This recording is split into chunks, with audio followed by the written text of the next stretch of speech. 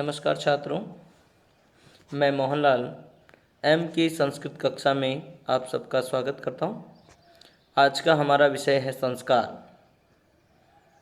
संस्कार से तात्पर्य अच्छी प्रकार से किया हुआ, सौम्य सुंदर तरीके से संपादित किया हुआ। भारतीय संस्कृति में संस्कारों का महत्वपूर्ण स्थान है। धर्मशास्त्रीय ग्रंथों में धर्मशास्त्र का बहुत ही विविधता के साथ वर्णन है। संस्कार शब्द सम उपसर्ग से क्रि धातु और गह प्रत्यय करने से निष्पन्न होता है। संस्कार शब्द विविधार्थक है, विविध अर्थ इसके हैं, जैसे शिक्षा, संस्कृति, प्रशिक्षण, सौजन्य, पूर्णता, शुद्धि, संस्करण, परिष्करण, शोभा, आभूषण, स्वभाव, क्रिया, फल शक्ति, शुद्धि क्रिया, धार्मिक विधि विधान, अभिषेक, भावना, धारणा, कार्य, परिणाम, क्रिया की विशेषता इत्यादि अर्थों में संस्कार शब्द का प्रयोग किया जाता है। इस प्रकार विशिष्ट अर्थ के समूह को धारण करने वाला शब्द है यह संस्कार। संस्कार अगर धर्मशास्त्रों की दृष्टि से देखें तो अच्छी प्रकार से संपादित किया गया, अर्थात मानव जीवन को नियंत्रित, नियमित और नैतिक और चारित्रिक सामाजिक दृष्टिकोण से उत्तम बनाने के लिए भारतीय संस्कृति में संस्कारों का विधान किया गया है। ये संख्या के रूप में मुख्यतः 16 हैं, लेकिन भिन्न भिन्न स्मृति ग्रंथों में इनकी भिन्न भिन्न संख्या दी गई है। संस्कार हमारी शारीरिक, मानसिक और आध्यात्मिक, बौद्धिक सभी प्रकार से शुद्धि करता है और यह हमारी बाह्य और आभ्यंतर दोनों प्रकार की शुचिता का कार्य करता है, उन्हें पवित्रीकरण का कार्यक्रम करते हैं। जैसे ज्योतिष्ठाम यज्ञ में सिर मुंडवाने के लिए, दांत साफ करने के लिए, नाखून इत्यादि काटने के लिए भी संस्कार शब्द का प्रयोग किया गया है। संस्कार अच्छी प्रकार से किया गया, तो इस प्रकार शुचिता, पवित्रता जिसे कहते हैं, इस प्रकार अच्छी प्रकार से कई गई पवित्रता को भी संस्कार का रूप दिया गया है। इसी प्रकार वीर मित्रोदय के अनुसार संस्कार वह विलक्षण योग्यता है जो शास्त्र विहित क्रियाओं को करने से उत्पन्न होती है।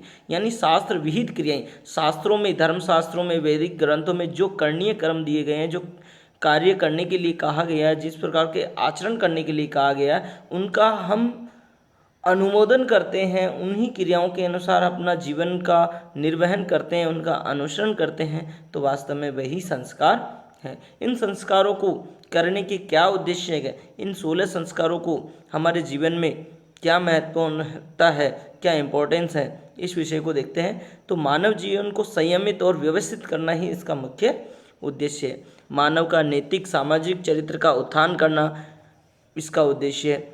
मनुष्य की शारीरिक, मानसिक, बौद्धिक शुद्धि के उपरांत इस लोक में अधिदैविक, अधिबौद्धिक और आध्यात्मिक कष्टों का निवारण करना, तत्पश्चात प्रेत्यलोक अर्थात मृत्यु के उपरांत उत्तम लोक को प्राप्त करें, उत्तम स्थान को प्राप्त करें। इस प्रकार किया जा सकता है। उन उत्तम स्थान को प्राप्त किस प्रकार किया जाता है, वहाँ सुख, ये लोक और परलोक में सुख को कैसे प्राप्त किया जा सकता है, वो जीवन को नियमित करने से। और नियमित किस प्रकार से होगा, जब हम संस्कारों का अनुसरण करेंगे।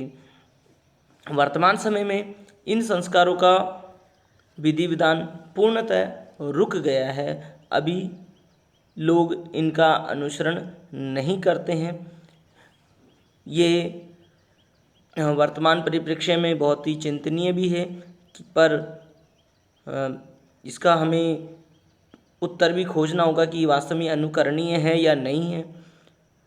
इसके विषय में अलग अलग विद्वानों की अलग अलग मत हैं। वर्तमान में हम संस्कारों की संख्या के विषय में बात करते हैं। तो प्राचीन समय में, वैदिक समय में संस्कारों का बहुत ज़्यादा संख्या थी, लेकिन धीरे धीरे कालांतर में इनकी संख्या कम होती गई, क्योंकि मनुष्य धीरे धीरे व्यस्त होता गया और उन्हें अनेक क्रिया, पहले केवल जीवन निर्वाह हेतु खाना पीना इत्यादि सूक्ष्म छोटे कार्य थे, तो संस्कारों की संख्या ज़्यादा थी, लेकिन धीरे धीरे विभिन्न कार्यों की अधिकता की और व्यस्तता की वजह से इन संस्कारों में कमी आती गई। जो इतने महत्वपूर्ण नहीं थे उन संस्कारों को त्याग दिया गया। इस प्रकार भिन्न भिन्न धर्मशास्त्रों में भिन्न भिन्न संख्यात्मक संस्कारों का वर्णन प्राप्त होता है। जैसे महर्षि गौतम 40 संस्कारों का वर्णन करते हैं। इसके अतिरिक्त 8 शील और गुण इनका प्रत्यक्ष से अनुमोचन किया गया है। विखानस 18 शारीरिक संस्कार बताते हैं। अंगिरा मुनि 25 संस्कार बताते हैं। वहीं व्यास मुनि के द्वारा 16 संस्कार बताए गए हैं जिनका हम अध्ययन करते हैं। लेकिन मनुस्मृति, याज्ञवल्क्य स्मृति, विष्णु धर्मसूत्र जो धर्मशास्त्रीय ग्रंथों में प्रतिष्ठा प्राप्त है, इनमें संस्कारों की संख्या का स्पष्टतः उल्लेख नहीं है। इनमें संस्कारों का वर्णन है, लेकिन किसी में 13, किसी में 12, किसी में 16 या 15 इस प्रकार वर्णन है, लेकिन इनमें संख्या का उल्लेख कहीं नहीं किया गया है। केवल क्रमशः संस्कारों का वर्णन किया गया है। फिर भी भारतीय संस्कृति में मुख्यतः 16 संस्कार माने गए हैं। उन्हीं का हम यहाँ अध्ययन कर लेते हैं। विशेष रूप से उन सब संस्कारों का हम मनुस्मृति में क्या लिखा गया है उन संस्कारों के विषय में, उसका हम अध्ययन करते हैं। तो पहले हम 16 संस्कारों का क्रम देख लेते हैं कि जो भारतीय संस्कृति में 16 संस्कार माने गए हैं वो है गर्भाधान, पुंसवन, सीमंतोन्नयन, जात कर्म, नामकरण, निष्क्रमण, अन्नप्राशन, चूड़ाकर्म, कर्णवेद, विद्यारंभ, यज्ञोपवीत जिसे उपनयन संस्कार भी कहते हैं। और सभी संस्कारों में सबसे महत्वपूर्ण और सबसे विशुद्धता के साथ अगर किसी संस्कार का वर्णन किया गया है तो वह उपनयन संस्कार। उसके उपरांत वेदारंभ, केशांत, समावर्तन, विवाह और अंत्येष्टि। इस प्रकार ये 16 संस्कार भारतीय संस्कृति में वर्णित किए गए हैं। इनका हम मनुस्मृति के अनुसार इनमें क्या नियम विनियम जोड़े गए हैं, क्या विशेषता इनमें बताई गई है, उनका हम अध्ययन करते हैं, उनके विषय में चर्चा करते हैं। तो देखिए प्रथम संस्कार आता है गर्भाधान संस्कार। गर्भाधान संस्कार के विषय में मनुस्मृति में लिखा गया है कि अमावस्या, पूर्णिमा, अष्टमी, चतुर्दशी, शुक्ल पक्ष और कृष्ण पक्ष की जो अष्टमी और चतुर्दशी तिथि होती है उस समय गर्भाधान संस्कार का निषेध किया गया है। साथ ही शोणित दर्शन से प्रथम 4 रात्रि तथा शोणित दर्शन से ही 11वीं और चतुर्दशी रात्रि में गर्भाधान संस्कार नहीं किया जाता। शेष रात्रियों में जो समरात्रि हैं अर्थात जैसे शोणित दर्शन से चतुर्थ रात्रि तक निषेध है, उसके बाद में षष्ठी, अष्टमी और दसवीं जो रात्रि हैं उसमें अगर निषेध किया जाता है तो पुनः संस्थिति की प्राप्त होने की संभावनाएं अधिक होती है। उसी प्रकार विषम रात्रियों में अर्थात पंचमी, सप्तमी और नवमी रात्रि या उससे आगे निषेध करने पर कन्या संतति की प्राप्ति होती है। इस प्रकार गर्भाधान संस्कार के विषय में मनुस्मृति में बताया गया है। पुंसवन पुमान प्रसूयते येन तत् पुंसवनम इरितम अर्थात जहाँ पर पुनः संतति को उत्पन्न किए जाने के लिए हेतु विधान किया जाता है अर्थात जिससे पुनः संतति पुरुष बालक की उत्पत्ति की संभावना बढ़ जाती है, उस संस्कार को पुंसवन संस्कार कह सकते हैं।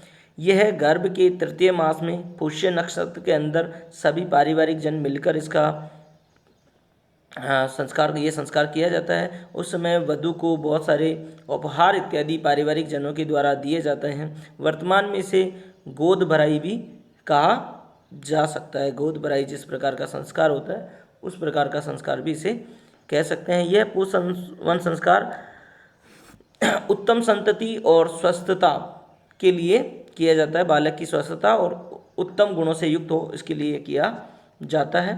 तृतीय संस्कार आता है सीमंतोन्नयन। मनुस्मृति ग्रंथ में सीमंतोन्नयन संस्कार का उल्लेख प्राप्त नहीं होता है, फिर भी चूँकि धर्मशास्त्रीय ग्रंथों में सीमंतोन्नयन भी एक प्रकार का संस्कार बताया गया है। इसे सीमंतकरण या सीमंत संस्कार भी कहते हैं। ये गर्भपात रोकने और गर्भस्थ शिशु की मंगल कामना के लिए, माता की रक्षा के लिए, पुत्र की रक्षा के लिए, पुत्री की रक्षा के लिए, उनकी स्वस्थता के लिए यह संस्कार संपन्न किया जाता है। यह संस्कार पति अपनी पत्नी के केसों को ऊपर की ओर उठाता है, उसके केसों को संवारता है, जिससे उसके सौभाग्य की वृद्धि होती है। इस प्रकार ये सीमंतोन्नयन संस्कार किया जाता है। जात कर्म संस्कार, शिशु के जन्म होते ही नाल छेदन से पूर्व जात कर्म संस्कार किया जाता है। जैसा कि मनुस्मृति में लिखा है, प्रांग नाभि वर्धनात् पुंसो जात कर्म विधीयते मंत्रवत प्राशनम चास्य हिरण्य मधु सर्पिशाम।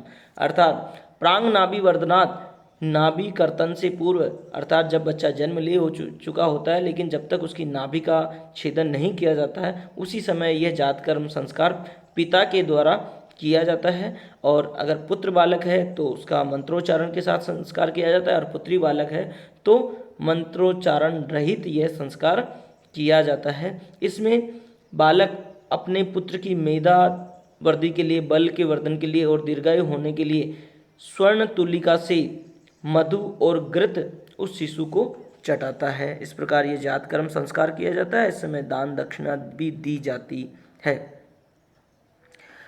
नामकरण संस्कार, जन्म से 10वें 12वें या किसी शुभ मुहूर्त के दिन धर्माचार्यों के निर्देशन में नामकरण संस्कार किया जाता है। पुण्यतिथि के बालक का नामकरण 2 या 4 अक्षरों का होना चाहिए और मंगल अर्थ होना चाहिए, किसी ऋषि देवता या पुरुष का वाचक होना चाहिए, शुभ सूचक होना चाहिए, शांतिदायक होना चाहिए, शक्ति बोधक होना चाहिए, ऐसा यहाँ कहा गया है। उसी प्रकार कन्या बालक के विषय में कहा गया कि उसका जो नाम है वो विषम अक्षर वाला होना चाहिए, यानी 3, 5, 7 इस प्रकार होना चाहिए। इसके अतिरिक्त ये कहा गया है कि मंगलम ब्राह्मणस्य स्यात् क्षत्रियस्य बलान्वितम वैश्यस्य धन संयुक्तम शूद्रस्य च जुगुप्सितम। अर्थात ब्राह्मण बालक का नाम मंगल सूचक होना चाहिए, क्षत्रिय बालक का नाम बल से युक्त होना चाहिए, बल संज्ञा वाला होना चाहिए, बल जिसमें प्रदर्शित होता हो ऐसा नाम होना चाहिए, वैश्य का धन संग्रहित करने वाला अर्थ वाला होना चाहिए, और जुगुप्सितम शूद्रस्य यानी शूद्र बालक का नाम निंदा युक्त होना चाहिए, ऐसा विधान किया गया है। हालांकि ये वर्ण व्यवस्थाओं को बढ़ावा देने वाले विचार हैं। वर्तमान में इनकी इतनी प्रासंगिकता नहीं है। वर्तमान में ये सब गौण हो चुके हैं और उनको गौण हो जाना चाहिए कि वर्तमान परिप्रेक्ष्य में इस प्रकार की बातें करना शोभा भी नहीं देता और उचित भी नहीं है। लेकिन जो कि धर्मशास्त्र, अभी हम धर्मशास्त्र पढ़ रहे हैं और उनमें ये प्रसंग आया है तो प्रसंगवश हमें उल्लेख करना आवश्यक हो गया है। सर्ववद ब्राह्मणस्य स्याद् राज्यो रक्षा समन्वितम वैश्यस्य पुष्टि संयुक्तम शूद्रस्य स्परेश्य संयुक्तम। ब्राह्मण बालक का नाम सर्म युक्त होना चाहिए, राजा बालक क्षत्रिय बालक का नाम रक्षा से युक्त होना चाहिए, वैश्य बालक का नाम पोषण से युक्त होना चाहिए, और शूद्रस्य प्रेष्य संयुक्तम यानी दास वर्ण सहित होना चाहिए। स्त्रियों के विषय में कहा गया, स्त्री नाम सुखोद्यम अक्रूरम विस्पष्टार्थम मनोहरम मंगलम दीर्घ वर्णांतम आशीर्वाद अभिदानवत। अर्थात कन्या संतति का नाम सुख से उच्चारण योग्य होना चाहिए, कोमल होना चाहिए, स्पष्ट अर्थ वाला होना चाहिए, मांगलिक अर्थ वाला होना चाहिए, सुंदर होना चाहिए, दीर्घ अंत में दीर्घ वर्ण वाला होना चाहिए, जैसे संगीता, गीता, आभा, दिशा इत्यादि इसमें आकारांत शब्द आ रहे हैं। इसी प्रकार दूसरे दीर्घ इकारांत वाले शब्द भी हो सकते हैं। अब इसके बाद में आता है छठा संस्कार, निष्क्रमण संस्कार।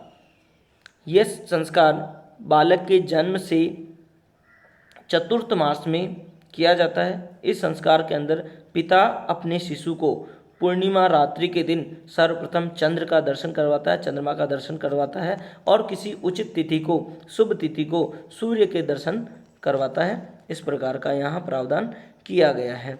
सप्तम संस्कार आता है अन्नप्राशन। यह संस्कार वह है जब बालक को प्रथम बार अन्न चखाया जाता है, अन्न ग्रहण करवाया जाता है, और उस दिन खीर या मीठा शिशु के लिए शुभ माना जाता है। अतः अधिकतर खीर का भोजन उस दिन किया जाता है, करवाया जाता है बालक को। यह किसी शुभ नक्षत्र या शुभ दिन में किया जाता है। अष्टम संस्कार है चूड़ाकर्म संस्कार। यह संस्कार जन्म से प्रथम या तृतीय वर्ष में संपन्न किया जाता है, जब बालक के प्रथम बार सिर के केस काटे जाए उसे चूड़ाकर्म संस्कार करते हैं। वर्तमान में से मुंडन, चोलकर्म, शिखा छेदन इत्यादि नाम से भी जाना जाता है। इसके द्वारा बालक की शारीरिक और बौद्धिक क्षमता में अभिवृद्धि हो ऐसी कामना की जाती है। यज्ञ हवन इत्यादि कराए भी उस दिन किए जाते हैं। कर्णवेद, बालक को शारीरिक व्याधियों से मुक्त रखने हेतु यह संस्कार किया जाता है और इससे ऐसा कहा जाता है कि श्रवण शक्ति का अभिवर्धन होता है। बालक सुनने में ज़्यादा जिज्ञासु हो जाता है, सुनने की चेष्टा करता है, इसलिए कर्णवेद संस्कार किया जाता है। और ऐसा कहा गया है भारतीय संस्कारों में कि जो सुनने की जिसमें आदत है, जो ज़्यादा से ज़्यादा किसी अन्य व्यक्ति को सुनता है वह अधिक ज्ञानवान होता है। अतः यह संस्कार किया जाता है। यह पुरुष बालक के 7वें व 8वें मास में किया जाता है। पुरुष बालक के दाएं कान को प्रथम बार छेदा जाता है और तदनंतरम दाएं कान को, जबकि कन्या बालक के सर्वप्रथम बाएं कान को छेदा जाता है, तत्पश्चात दाएं कान को छेदा जाता है। विद्यारंभ संस्कार, विद्यारंभ संस्कार से अभिप्राय वह संस्कार जब बालक को प्रथम बार अक्षर ज्ञान करवाया जाता है। यह बालक अधिकतर घर पे ही किया जाता है। माता पिता और गुरुजनों के माध्यम से ये संस्कार किया जाता है। अधिकतर शिशु के जन्म के 5वें वर्ष यह संस्कार किया जाता है और नहीं तो उपनयन संस्कार से पूर्व भी यह संस्कार संपन्न किया जाता है। इसमें सरस्वती और गणपति की पूजा करने के उपरांत गुरु और माता पिता से आशीर्वाद लेकर बालक को अक्षर का ज्ञान करवाया जाता है, वर्णमाला पढ़ाई जाती है। यह संस्कार अधिकतर घर पे ही संपन्न होता है। उसके बाद जो मुख्य संस्कारों में 16 संस्कारों में सबसे महत्वपूर्ण संस्कार आता है वो है एकादश संस्कार, उपनयन संस्कार, जिसे यज्ञोपवीत संस्कार भी कहते हैं। ये 16 संस्कारों में सबसे ज़्यादा महत्वपूर्ण माना जाता है, क्योंकि ऐसा कहा जाता है कि यज्ञोपवीत उपनयन संस्कार के बाद ही बालक द्विज कहलाता है। जन्म से सभी बालक शूद्र ही होते हैं और विधिवत संस्कार अगर उनके किए जाते हैं और उसके उपरांत भी अगर उपनयन संस्कार उसका किया जाता है तभी वह द्विज कहलाता है, तभी उसका दूसरा जन्म माना जाता है और तभी वह वर्ण व्यवस्था के इस क्रम में प्रवेश कर पाता है, अन्यथा वह शूद्र ही माना जाता है। उपनयन संस्कार को उपानय, मोजीबंधन, बटुकरण, वृत्तबंध, यज्ञोपवीत इत्यादि नाम से जाना जाता है।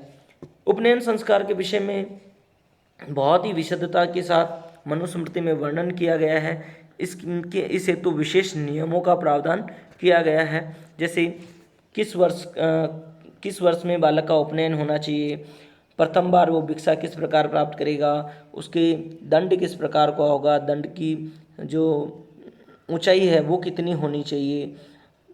इस प्रकार बहुत सारे विधान किए गए हैं, इनका हम अध्ययन करते हुए चलते हैं। तो देखिए, सबसे पहले हम बात करते हैं आयु की। तो ब्राह्मण बालक जो होता है उसके जन्म से 8वें वर्ष में उपनयन संस्कार किया जाता है, क्षत्रिय बालक के 11वें वर्ष में और वैश्य बालक के 12वें वर्ष में किया जाता है। शूद्र वर्ण में कन्याओं के लिए यह संस्कार नहीं किया जाता है। और अगर कोई बालक तीव्र बुद्धि वाला हो और अधिक ज्ञान प्राप्त करने की इच्छा वाला हो तो ऐसे बालकों का ब्राह्मण बालक का 5वें वर्ष में, क्षत्रिय बालक का 6ठे वर्ष में और वैश्य बालक का 8वें वर्ष में उपनयन संस्कार संपन्न कर लिया जाता है। लेकिन किसी भी हालत में ब्राह्मण बालक का 16वें वर्ष तक, क्षत्रिय बालक का 22वें वर्ष तक और वैश्य बालक का 24वें वर्ष तक उपनयन हो जाना अनिवार्य है, अन्यथा वो शूद्र वर्ण में परिगणित होता है। और जब तक इन संस्कारों को संपन्न करके इनके द्वारा जो प्रायश्चित किए जाने होते हैं वो प्रायश्चित संपन्न नहीं कर लेता है, तब तक वह निंदा का पात्र होता है, उसकी निंदा की जाती है, सभाजनों में उसको बुलाया नहीं जाता, उसको सम्मान नहीं दिया जाता और वह व्रात्य नाम से कहा जाता है। जैसे कि बताया गया, गर्भाष्टमी अब्दे कुर्वीत ब्राह्मणस्य उपनयनम गर्भाद एकादश राज्यो गर्भात तु द्वादशे विंशे, यानी गर्भ से 8वें वर्ष में ब्राह्मण का, गर्भाद एकादशी 11वें वर्ष में राजा का अर्थात क्षत्रिय का और वैश्य बालक का 12वें वर्ष में उपनयन हो जाना चाहिए। ब्रह्मवर्चस कामस्य यानी ब्रह्म वर्चस्व प्राप्त करने का, ब्रह्मचर्य का आचरण करने वाला और ब्रह्म के विषय में अत्यधिक ज्ञान प्राप्त करने वाले बालक का, विप्र बालक का 5वें वर्ष में, क्षत्रिय बालक का अत्यधिक बल को प्राप्त करने वाले बालक का 6ठे वर्ष में, और अत्यधिक धन और पुष्टि को प्राप्त करने वाले बालक का 8वें वर्ष में यज्ञोपवीत हो जाना चाहिए। और 16 वर्ष तक क्रमशः ब्राह्मण, क्षत्रिय और वैश्य का 16वें वर्ष, 22वें वर्ष और 24वें वर्ष तक उपनयन हो जाना अनिवार्य है, अन्यथा उसे व्रात्य कहा जाता है। यज्ञोपवीत संस्कार भी जो होता है उसके उपरांत ही बालक द्विज कहलाता है, और जो वह यज्ञोपवीत धारण करता है जिसे हम उपनयन संस्कार करते हैं उसके उपरांत 3 प्रकार की वह यज्ञोपवीत धारण करता है, जिसे प्राचीनाविधि, यज्ञोपवीत और निविति के नाम से जाना जाता है। पितरों को पिंडदान करने हेतु प्राचीनाविधि नामक उपवीत धारण किया जाता है, जिसे अपसव्य भी कहते हैं। इसमें बालक बाएं हाथ से निकालकर दाहिने स्कंद पर सूत्र को धारण करता है, और जब यज्ञ इत्यादि कर्म करने हो तो बालक दाहिने हाथ को ऊपर उठाकर बाहिने स्कंद पर उपवीत धारण करता है, उसे यज्ञोपवीत या उपवीत या सव्य कहा जाता है। और कुछ बालक केवल कंठ में ही उपवीत को धारण करते हैं, उसे निवीति के नाम से जाना जाता है। सावित्री के उपदेश के उपरांत ही बालक द्विज कहलाता है, यानी सावित्री उपदेश अर्थात उपनयन संस्कार के उपरांत ही बालक द्विज कहलाता है, उसका दूसरा जन्म कहलाता है। उससे अगर उनका उपनयन संस्कार नहीं किया जाए, सावित्री उपदेश नहीं दिया जाए, तो वह व्रात्य कहा जाता है, जैसा कि पहले कहा गया है। और उपनयन संस्कार के बाद सर्वप्रथम बालक अपने माता से या अपनी बहन से और या अपनी मौसी से सर्वप्रथम भिक्षाचरण करता है, और भिक्षाचरण करते हुए ब्राह्मण, क्षत्रिय और वैश्य बालक क्रमशः भवत शब्द का प्रथम, मध्यम और अंत में प्रयोग करता है। किस प्रकार करेगा? जैसे ब्राह्मण बालक प्रथम बार जब भिक्षाचरण करेगा अपने माता से, बहन से या मौसी से, तब वो कहता है भवती भिक्षाम देहि।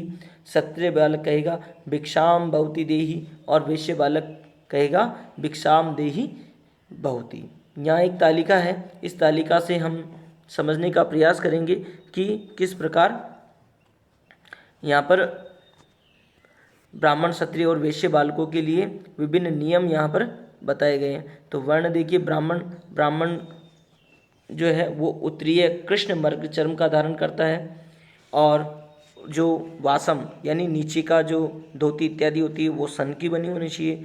उसकी मेखला मूंज की बनी होती है, और मेखला अगर मूंज की नहीं है तो वो कुशा दर्भ की बनी होनी चाहिए। दंड उसका बेल का या पलास का होना चाहिए, और वो भी शिखा पर्यंत यानी केस पर्यंत वह होना चाहिए। उसकी जो यज्ञोपवीत है वो कपास की बनी होगी, और उसका जो उसको जो सावित्री का उपदेश दिया जाएगा वो गायत्री मंत्र में, गायत्री छंद में दिया जाएगा। क्षत्रिय बालक का उत्तरीय रूरू मृग चर्म का होगा, उसका वाशम सोम या रेशम का बना होगा। उसकी जो यज्ञोपवीत है मेखला जो है वो मोरवी की, और मोरवी के अभाव में असमंतक नामक घास की होगी। उसका जो दंड है वो बड़ या खीर का होगा, और वह ललाट पर्यंत होगा, ललाट तक। और उसका जो मोजी होगी, यज्ञोपवीत जो होगी, वो सन की बनी होगी, और उसे सावित्री का उपदेश त्रिष्टुप छंद में दिया जाएगा। इसी प्रकार वैश्य बालक के विषय में कहा गया है कि वैश्य बालक का उत्तरीय छाग या बकरे की चर्म का बना होना चाहिए, और उसका वासम यानी नीचे का अधोवस्त्र भेड़ के बाल से बना होना चाहिए। उसकी जो मेखला है वो सन की बनी होती है, और सन के अभाव में बलवज नामक घास की बनी होती है। उसका जो दंड है वो पीलू या गूलर की लकड़ी से बना होगा, और नासिका पर्यंत दंड उसका होगा। और उसकी जो यज्ञोपवीत है वो ऊन की, भेड़ की ऊन से बनी होनी चाहिए, और उसे सावित्री का उपदेश जगती छंद में दिया जाएगा। इस प्रकार इस उपनयन संस्कार मनुष्य का सर्वप्रमुख और सर्वोपरि संस्कार माना जाता है। इसी के बाद वो द्विज कहलाता है, और उसके बाद में वो अध्ययन का उसको अधिकार प्राप्त होता है, और वह विभिन्न प्रकार के शास्त्रों का अर्थ ग्रहण कर पाता है। उसके आगे अपन चलते हैं और बताते हैं वेदारंभ संस्कार।